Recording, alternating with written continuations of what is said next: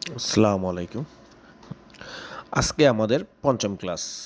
আমরা আজকে ছোটোখাটো জিনিস শিখব, বেশি জিনিস শিখব না। এই যে কুইক অ্যাক্সেস টুল বারে আমরা সেভের কাজটা আগে শিখেছি, এখন আমরা শিখব সেটা হচ্ছে আনডু, অর্থাৎ কন্ট্রোল জেড দিলেও হয়। এটার কাজটা কি এবং রিডোর কাজটা কি, খুবই ইম্পর্টেন্ট কাজ। কোনো কারণে আপনি ভুল করে এই লেখাটাকে সিলেক্ট করে ব্যাক স্পেস বা ডিলেট করে দিলেন, কোনো কারণে এই জিনিসগুলা ডিলেট হয়ে গেল, তাহলে কিভাবে ফিরিয়ে আনবেন? আপনি এই জায়গা থেকে যখন আনডু করবেন সেটা চলে আসবে। ওকে, আবার যদি আপনি রিডো দেন সেটা আবার আগের অবস্থানে ফিরে যাবে। তাহলে আনডু এবং রিডোর কাজটা আশা করি আমরা বুঝতে পারছি।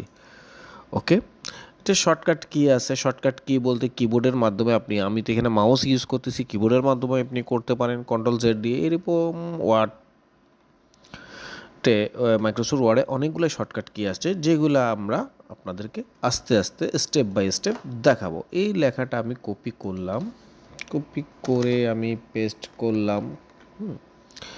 এখন দেখেন আরেকটা কাজ আমি আপনাদেরকে দেখাবো, সেটা হচ্ছে ফাইন্ডের কাজ।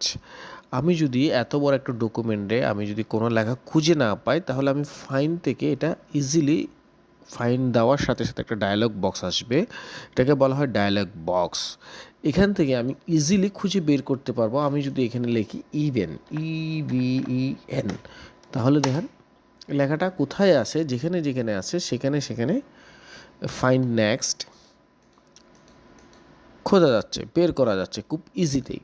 এরকম করে যে কোনো লেখা আপনারা খুঁজে বের করতে পারবেন। এছাড়াও এই ডায়ালগ বক্সে একটা রিফ্লেক্স আছে, রিফ্লেক্স। এই রিফ্লেক্স থেকে আপনারা ইভেনের জায়গায় চাইলে আপনি অট লিখে দিতে পারেন, ইজিলি ফাইন্ড করে করেও লিখতে পারেন, অথবা রিফ্লেক্স অল দিলে সব জায়গায় যতগুলো ইভেন্ট আছে, 4টা জায়গায় ইভেন্ট আছে, সবগুলোই আপনার অড হয়ে গেল।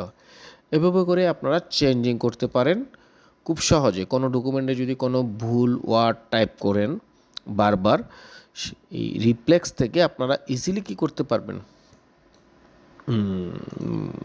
এই পরিবর্তন করতে পারবেন লেখাটা। এছাড়াও এখানে গো টু আছে, গো টু দিলে আপনি কোন পেজে যেতে চান, এখানে যদি 100টা পেজ থাকে, পেজ নাম্বার দিলে আপনি চলে যাবেন, সেকশনে চলে যাবেন, লাইনে চলে যাবেন, কত নাম্বার লাইনে যেতে চান, কমেন্টে যেতে চান, এভাবে করে আপনারা যেতে পারবেন।